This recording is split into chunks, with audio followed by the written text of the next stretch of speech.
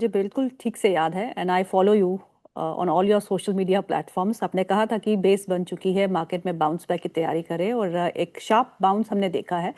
But now हम अटक रहे हैं 24,400 24,350 के आसपास। आज भी हम वहीं से वापस लौटे हैं।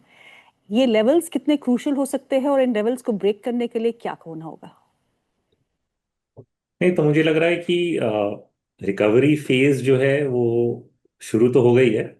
हम्म। बट कोई भी फेज वन वे ऊपर तो जाती नहीं है। इसमें जी। धीरे धीरे बीच बीच में थोड़ी बहुत रुकावटें तो आएंगे ही। हम्म। बट जो हम लोग कहते हैं buy on dips market, I think ये एक खरीदने वाला मार्केट है जिसमें आपको हर गिरावट पे शेयर्स अक्यूमुलेट अक्यूमुलेट करने हैं लॉन्ग टर्म ओके। के लिए। मतलब आप अगर यहाँ से 1.5 2 साल का एक व्यू लेंगे तो हम्म। उस टाइम पीरियड में आपके रिटर्न्स काफी पॉजिटिव हो सकते हैं। हम्म। बट शॉर्ट टर्म है, उसमें 4 5 दिन जब इतने इतना बड़ा उछाल आया बाजारों में, इनफैक्ट ग्लोबल मार्केट्स ने ऑल टाइम हाई भी टच कर लिया। जापान जी। ने टच कर लिया है, यूएस के कुछ इंडाइसेस ने टच कर लिया है। हम जी। ऑफकोर्स उतने दूर तक नहीं जा पाए, हमारे खुद के अपने कुछ प्रॉब्लम्स हैं जिनको एड्रेस करना जरूरी है। हम्म। बट डायरेक्शन आई थिंक थोड़ा साफ है कि यहाँ से डायरेक्शन बाजार का ऊपर की तरफ ही रहेगा। हम्म। तो नीचे में कुछ 400 500 पॉइंट कभी भी गिर जाए, इसके लिए हमें तैयार रहना पड़ेगा, और those will be buying opportunities longer term.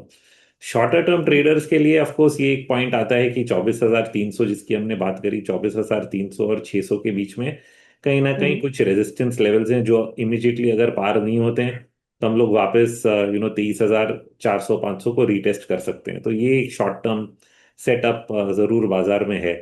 But ऐसे हम्म। गिरावट में भी वापस हम लोग फिर वहां से बाइंग की उम्मीद ही रखेंगे। हम्म। बैंक निफ्टी ने इस पर पार्टिसिपेट करने की कोशिश की है रोहित। बैंक निफ्टी के चार्ट्स को आप कैसा देखते हैं?